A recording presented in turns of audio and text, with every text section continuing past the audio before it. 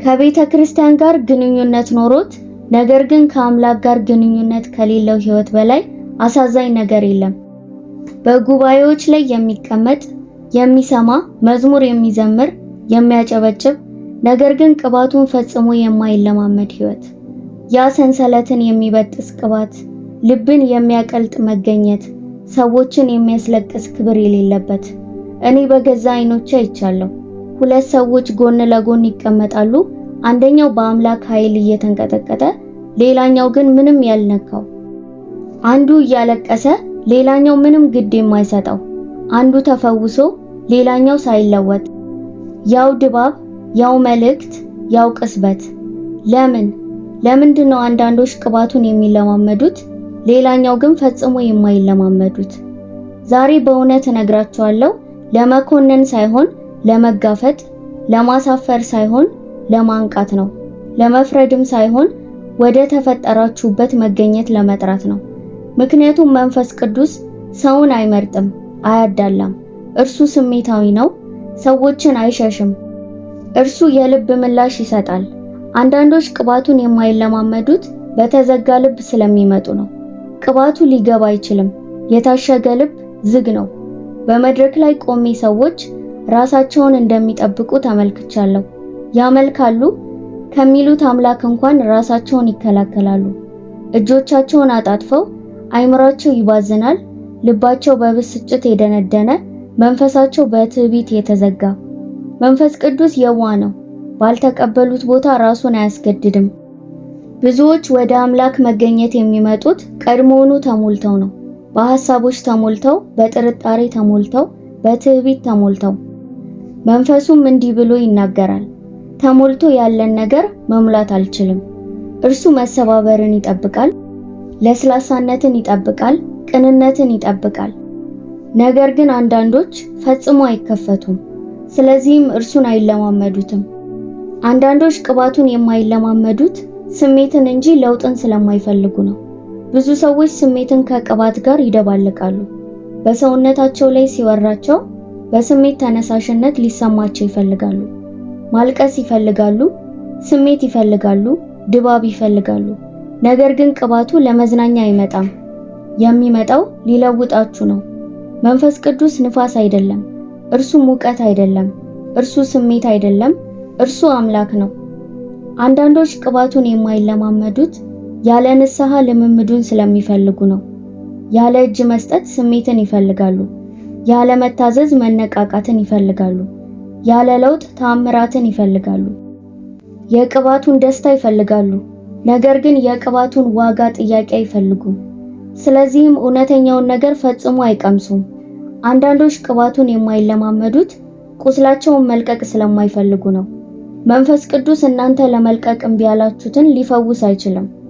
አንዳንዶች ወደ መገኘቱ የሚገቡት አሁንም ያለፈ ህመማቸውን እንደ ዋንጫ ይዘው ነው። አንድ ጊዜ ተጎድቻለሁ፣ ዳግመኛ አልተማመንም፣ ልቤን ዳግመኛ አልከፍትም፣ ዳግመኛም አልወድም ይላሉ። ስለዚህ መንፈስ ቅዱስ እንዲህ ይላል፣ ልፈውስህ ፍቀድልኝ። እነሱ ግን አጥብቀው ይይዛሉ። ቅባቱ የሚፈሰው ልባቸው ክፍት በሆኑት ለመፈወስ ይቅር ለማለትና እጅ ለመስጠት ክፍት በሆኑት ላይ ነው። አንዳንዶች ከፈውስ ተጋላጭነት ይልቅ የህመምን ልምድ ይመርጣሉ። ስለዚህ ቅባቱ ያልፋቸዋል። አምላክ ስላልፈለጋቸው ሳይሆን እነሱ እርሱን ስላልፈለጉት ነው። አንዳንዶች ቅባቱን የማይለማመዱት ህይወታቸው በጣም ጫጫታ የበዛበት ስለሆነ ነው። በጣም ብዙ ሰዎችን አግኝቻለሁ። መንፈስ ቅዱስን አጥብቀው ይፈልጋሉ፣ ነገር ግን ህይወታቸው እርሱ ሊያወራበት የማይችል ያህል ጫጫታ የበዛበት ነው። በሐሳብ መበታተን፣ በድምጾች፣ በአስተያየቶች፣ በመዝናኛ፣ በስራ ብዛት፣ በውድድርና በጫና ተከበዋል። ቅባቱ ጫጫታ ባለበት ክፍል ውስጥ አይወርድም። የሚወርደው በተገዛ ዝምታ ውስጥ ነው። አንዳንዶች እርሱን አያገኙትም፣ ምክንያቱም እርሱ ቀድሞውኑ አጠገባቸው መሆኑን እስኪያስተውሉ ድረስ ቆም ማለት ስለማይችሉ ነው። ያለ ጸጥታ ኃይልን ይፈልጋሉ። ያለ እርጋታ እሳትን ይፈልጋሉ። ያለ ማሰላሰል መገለጥን ይፈልጋሉ። ሳይለዩ መገናኘትን ይፈልጋሉ። ነገር ግን መንፈስ ቅዱስ ወደሚመለከተው ሰው ይመጣል። ጌታ ሆይ ተናገረኝ ወደሚለው። አንዳንዶች ቅባቱን የማይለማመዱት ለመሰባበር ትዕቢተኛ ስለሆኑ ነው። ትዕቢት የቅባቱ ጠላት ነው። ትዕቢት እንዲህ ይላል፣ እኔ እርዳታ አያስፈልገኝም፣ ቀድሞውኑ አውቃለሁ፣ ይህን በፊት ሰምቼዋለሁ፣ እኔ ደህና ነኝ፣ እርማት አያስፈልገኝም ይላል። ከራስህ ማንነት ኢጎ ጋር ተጣብቀ ቅባቱን መቀበል አይቻልም። በተመሳሳይ ጊዜ አንዳንዶች መቼም ቅባቱን አይለማመዱም፣ ምክንያቱም ድርብ ህይወት ስለሚመሩ ነው። ይሄ የሚያም ግን እውነት ነው። አንዳንድ ሰዎች ወደ ቤተ ክርስቲያን ይመጣሉ ፈገግ እያሉ፣ ነገር ግን አገልግሎቱ ሲያልቅ በጨለማ ውስጥ ይኖራሉ። እሁድ ዕለት የተቀደሱ እጆቻቸውን ያነሳሉ፣ ነገር ግን ሰኞ ዕለት በግል ህይወታቸው በድብቅ ይለዋወጣሉ። መዝሙር ይዘምራሉ፣ ነገር ግን የሰዶምን ኃጢአት በድብቅ ያስተናግዳሉ። የእግዚአብሔርን እሳት ይፈልጋሉ፣ ነገር ግን እሳቱ እንዳይጠፋ የሚያደርገውን ንስሐ እምቢ ይላሉ። መንፈስ ቅዱስ አይምታታበትም፣ ልብን ያያል፣ ልምዶችን ያያል፣ እርሱ መለዋወጥን ያያል፣ የተከፋፈለ ፍቅርን ያያል፣ እናም በሐዘን ይናገራል። ሕይወትህን ለእኔ ሳትሰጥ ቅባቴን ልታገኝ አትችልም። ድርብ የሆነ ሕይወት ዜሮ ቅባትን ያመጣል። ቅይጥ ሕይወት ኃይልን ይገድላል። ግብዝነት እሳትን ያንቃል፣ ያፍናል። ድብቅ ኃጢአት መገኘቱን ዝም ያሰኛል። ዘይቱን ቅባቱን ከፈለግ ቅድስናውን መፈለግ አለብህ። አንዳንዶች በምሬት ቂም ስለሚያዙ ቅባቱን መቼም አይለማመዱም። ምሬት አንዱ በጣም አደገኛ ከሆነ መንፈሳዊ መርዞች አንዱ ነው። ልብን ያደነድናል፣ ያጠነክራል፣ መንፈስን ይዘጋል እና የቅባቱን ፍሰት ያግዳል። አንድ ታሪክ ልንገራችሁ። በአንድ ጉባኤ ላይ አንዲት ሴት ነበረች፣ ለብዙ ዓመታት ታማ የቆየች ሴት። ከጉባኤ በታማኝነት ትመጣ ነበር፣ ነገር ግን መቼም አልተፈወሰችም ነበር። ከአንድ ፕሮግራም በኋላ በቀስታ ጠየኳት። ለምን ያልተፈወሽ ይመስልሻል አልኳት። አይኖቿ በእንባ ተሞሉ። እሷም በሹክሹክታ ከዓመታት በፊት ባደረገችው ነገር እህቴን እጠላታለሁ አለች። መንፈስ ቅዱስም እንቅፋቱ መዝጊያው ያ ነው ሲለኝ ተሰማኝ። ምሬትና ቂም ልብን ብቻ አይጎዳም፣ መንፈስንም ይጎዳል። ቅባት በንጹህ መስመሮች ውስጥ ይፈሳል። ምሬት በመንፈሳዊ ቧንቧ ውስጥ ያለ ጉድፍ መዝጊያ ነው። እኔም በቀስታ ነገርኳት፣ በልብሽ ውስጥ መርዝ ይዘሽ በሰውነትሽ ውስጥ ፈውስን ልትጠብቂ አትችይም። በዚያ ምሽት ወደ ቤቷ ሄዳ እህቷን እየተንቀጠቀጠች ይቅር አለቻት። በማግስቱ ምሽት ወደ ጉባኤው መጣችና ወዲያውኑ ተፈወሰች።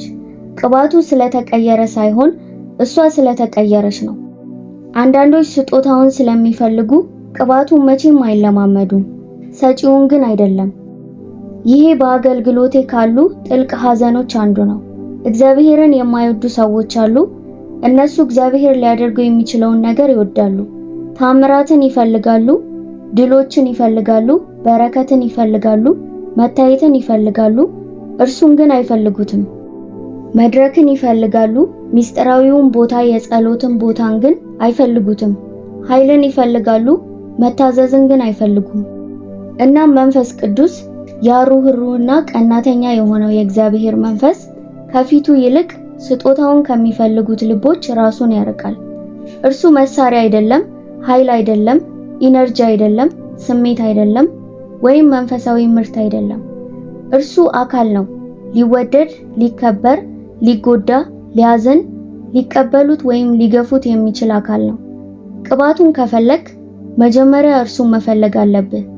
አንዳንዶች እጅ ለመስጠት እምቢ ስለሚሉ ቅባቱን መቼም አይለማመዱም። ይህንንም ስሙ። ሰዎች ቅባቱን እንዳያገኙ የሚያደርጋቸው ቁጥር አንድ ምክንያት እጅ ለመስጠት ፈቃደኛ ስላልሆኑ ነው። ነገር ግን ራስን መስጠት መገዛት የቅባት መግቢያ በር ነው። ራስን መስጠት ኃይል የሚወርድበት መሰዊያ ነው። ራስን መስጠት መገኘት የሚበቅልበት አፈር ነው። ሕይወትን ይዘህ የእርሱን ቅባት ልትቀበል አትችልም። ራሳቸውን ለሚያፈሱ እርሱ ራሱን ያፈሳል። መንፈስ ቅዱስ የሌለ አይደለም፣ እርሱ እየጠበቀ ነው። አንዳንድ ሰዎች እግዚአብሔር ሩቅ ስለሆነ ቅባቱን አልተለማመድኩም ብለው ያስባሉ። አይደለም፣ ሰማይ ሩቅ አይደለም፣ መንፈሱ ዝቅተኛ አይደለም፣ እግዚአብሔር ቸልተኛ አይደለም፣ ቅባቱ ለተወሰነ ልዩ ቡድን የተጠበቀ አይደለም። መንፈስ ቅዱስ እዚህ አለ። ነገር ግን ጌታ ሆይ እኔ እዚህ ነኝ፣ ሁሉንም ነገር እሰጥሃለሁ የሚል ልብን ይጠብቃል። አንዳንዶች መቼም ቅባቱን አይለማመዱም። እግዚአብሔር ስለገፋቸው ሳይሆን ቦታ ስለማይሰጡ ነው። በመጨረሻ የተሰበረችው ያቺ ሴት በፒትስበርግ ለወራት በጉባኤ ትገኝ የነበረች አንዲት ሴት ነበረች። በእያንዳንዱ አገልግሎት እንደ ደረቅ እንጨት ሆና ትቀመጥ ነበር። ስሜት አልባ፣ እጆቿን አጣጥፋ፣ አይኖቿ ታዛቢ፣ ልቧ ዝግ።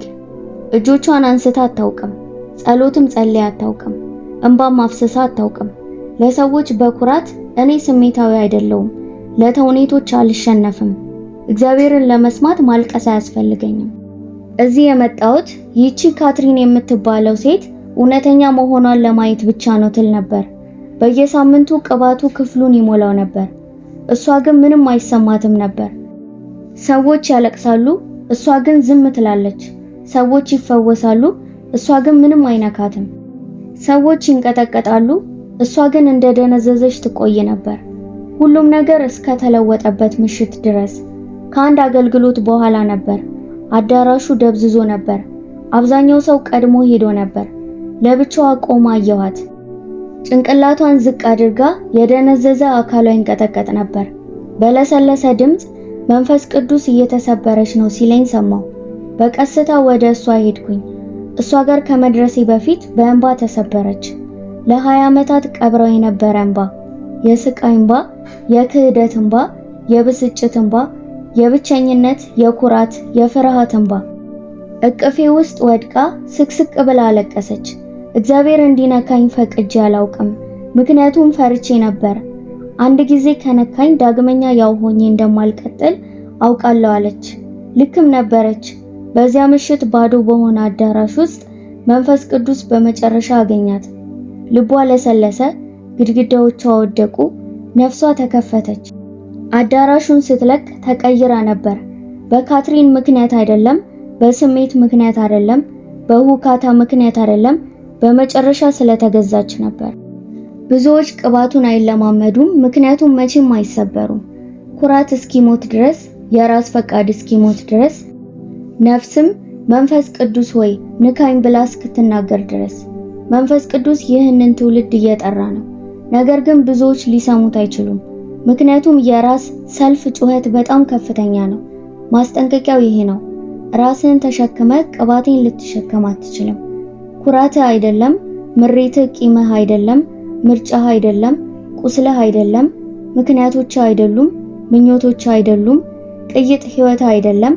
እርሱም እንዲህ ይላል፣ ኃይሌን ከፈለክ ቅድስናዬን መፈለግ አለብህ። እሳቴን ከፈለክ ስጋህን ልትሰጠኝ ይገባል። ቅባቴን ከፈለክ የእኔን ፈቃድ ከራስህ ፈቃድ በላይ መፈለግ አለብህ። ይህ ትውልድ ከመገኘቱ ፕሬዘንስ ይልቅ መድረክን ያሳድዳል። ከመቀደስ ይልቅ ህዝብን ያሳድዳል። ከእንባ ይልቅ ማዕረግን ያሳድዳል። ከቅርበት ይልቅ ተጽዕኖን ያሳድዳል። መንፈስ ቅዱስም ወደ እኔ ተመለሱ እያለ ይጮሃል። ኩራትን የሚያቀልጠው የመንፈስ ቅዱስ ጩኸት በእኔ የግል ህይወት የሰባበሩኝን ቃላት ሲናገር ሰምቻለሁ። ካትሪን፣ አንቺ ለመሆን የምትመኙን የምትመስዩን ሰው መቀባት አልችልም። መቀባት የምችለው ማንነትሽን፣ ትክክለኛ ማንነትሽን ብቻ ነው። ይሄ መልእክቱን ለሚሰማ ለእያንዳንዱ ልብ የእርሱ ጩኸት ነው።